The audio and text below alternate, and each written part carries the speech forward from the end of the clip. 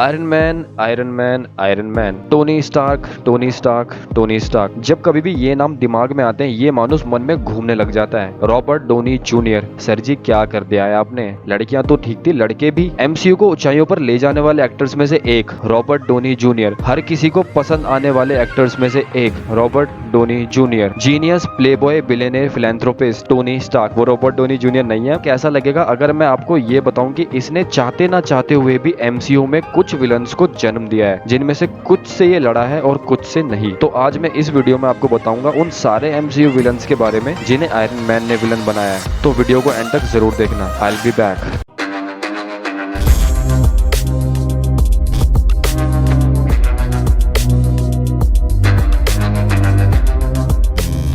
Number 1, Obadiah Stane aka Iron Monger. Tony के parents के मरने के बाद ओबेडाय स्टेन स्टार्क इंडस्ट्रीज को संभालता है एंड टोनी 18 का होते ही स्टार्क इंडस्ट्रीज को टेक ओवर कर लेता है एंड ओबेडाय को लोग भूल जाते हैं। स्टार्क की बढ़ती कामयाबी और ओबेडाय का स्पॉटलाइट से फेड होना कहीं ना कहीं उसके मन में टोनी के लिए हेट क्रिएट कर रहा था and that is why he plan to kill Tony. He hired the 10 rings. ये वो मैंडेरिन वाली 10 रिंग्स नहीं है बल्कि एक असासिन ग्रुप का नाम है। वो लोग टोनी को कैप्चर करके उसे वेपन्स बनाने को कहते हैं एंड इसी दौरान जहां टोनी को कैप्चर किया होता है वहां वो द 10 रिंग्स के लीडर के लिए वेपन्स बनाने के साथ साथ अपने लिए मार्क 1 सूट भी बनाता है एंड अल्टीमेटली सूट पूरा होने के बाद वो वहां से एस्केप कर जाता है। फिर ओबेडाय स्टेन कहीं से मार्क 1 के बचे हुए पार्ट्स ले आता है एंड टोनी से उसका आर्क रिएक्टर भी चुरा लेता है एंड सेम टेक का यूज करके बनाता है द आयरन मॉन्गर। भद्दा, बहुत भद्दा। और फिर आता है आयरन मॉन्गर। दोनों की फाइट होती है एंड इवेंचुअली टोनी जीत जाता है। नंबर 2, एंटन वैंको एके विप्लैश। टाइम में थोड़ा सा पीछे जाते हैं जब टोनी के फादर हावर्ड स्टार्क जिंदा थे। हावर्ड और उनके एक partner Ivan original arc reactor पर काम कर रहे थे। ओरिजिनल आर्क रिएक्टर साइज में बहुत बड़ा था। बाद में टोनी ने केव इंसिडेंट में उसे छोटा कर दिया जो उसके सूट को काफी टाइम तक पावर देने के लिए काफी है, पर इवान को कभी क्रेडिट नहीं दिया गया। जब हावर्ड स्टार्क मरा और टोनी स्टार्क आयरन मैन बना तब भी इवान को कोई क्रेडिट नहीं दिया गया एंड इवान के मरने के बाद इवान के बेटे एंटन ने आर्क रिएक्टर की कॉपी बनाई और उसमें कुछ अपग्रेड्स करे और टोनी को मारने की कोशिश की पर फेल हो गया। बाद में टोनी ने उसे अपने डिजाइन में कुछ चेंजेस करने को कहे और उसने टोनी की बात सुनी भी और अपने डिजाइन में चेंजेस किए एंड अपना एक खुद का आयरन सूट बनाकर वापस टोनी को मारने आया।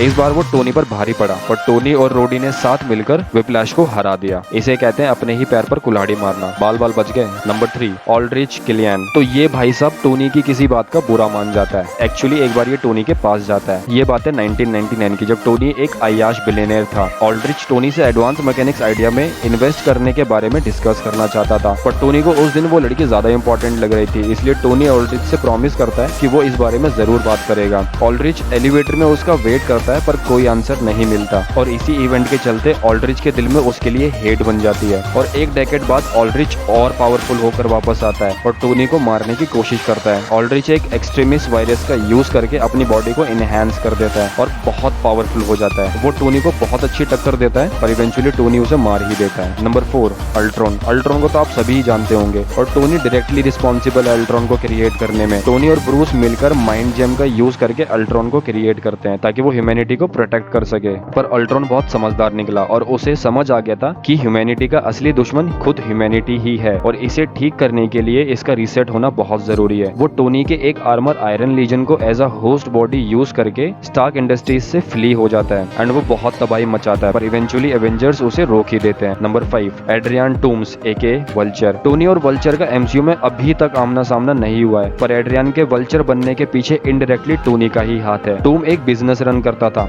मलबा साफ करने का। एवेंजर्स की चित्तौरी आर्मी से फाइट के बाद वो बचा हुआ मलबा साफ ही कर रहा था तभी टोनी उसे टेक ओवर कर लेता है और एड्रियन के पेट पर लात मार देता है। एड्रियन बहुत गुस्से में आ जाता है और उसे मलबे में से कुछ अच्छी टेक मिल जाती है जिसे वो मॉडिफाई करके वल्चर सूट बनाता है और वल्चर बन जाता है और फिर वो सेम टेक का यूज करके चित्तौरी आर्मी के टेक को चुराता है। मतलब जो भी मलबे में से टेक बची होती है उसे चुराता है। इसी दौरान स्पाइडरमैन उसे रोकने की कोशिश करता है। वैसे इसने ऑलमोस्ट स्पाइडरमैन को मार ही दिया था। अगर इसे पता नहीं होता कि पीटर पार्कर ही स्पाइडरमैन है तो ये उसे कब का खत्म कर चुका होता। Number 6, Quentin Beck aka Mysterio. Quentin Beck Stark Industries में एक एम्प्लॉय होता है जो कि होलोग्राफिक टेक पर काम करता था। टोनी उसकी टेक से इंप्रेस होकर उसकी टेक को बार्फ नाम से ब्रांड कर देता है। Barf, बाइनरली augmented retro framing. ये नाम बेक को पसंद नहीं आता एंड जब वो टोनी से इस बारे में बात करता है तो टोनी उसे अपनी कंपनी टोनी से निकाल देता है। ये टोनी ने अच्छा नहीं किया। फिर टाइम बीतता है, टोनी एंड गेम में मारा जाता है एंड बैक वापस से अपनी होलोग्राफिक टेक का यूज करके उसे जैसे चाहे वैसे यूज करता है। वो होलोग्राफिक ड्रोन्स का यूज करके मॉन्स्टर्स बनाता है एंड फिर उनसे लड़ता है ताकि लोगों की नजरों में वो हीरो बन सके। पर स्पाइडरमैन को इन सब के बारे में पता चल जाता है और स्पाइडरमैन उसे डिस्ट्रॉय कर देता है। पर मिस्टीरियो एंड में स्पाइडरमैन की आइडेंटिटी को रिवील कर देता है। तो टोनी ने जाने अनजाने में 6 विलन्स को क्रिएट किया है। देखो यार, गलतियां सभी करते हैं, टोनी ने भी की है। Nobody is perfect, but and में उसने अपनी जान देकर हमें बचाया ना। एवेंजर्स थैनोस को रोक पाए और वो भी इतनी एक्यूरेसी से कि मुझे तो पता भी नहीं चला कि ये सब कब हुआ। खैर, jokes apart, that is it for today guys. I hope आपको वीडियो अच्छी लगी होगी। If yes, do give it a thumbs up and share among your friends. बाकी मुझे कमेंट्स में बताना कि आप नेक्स्ट वीडियो किस टॉपिक पर चाहते हो। Thank you so much for watching and you guys are awesome.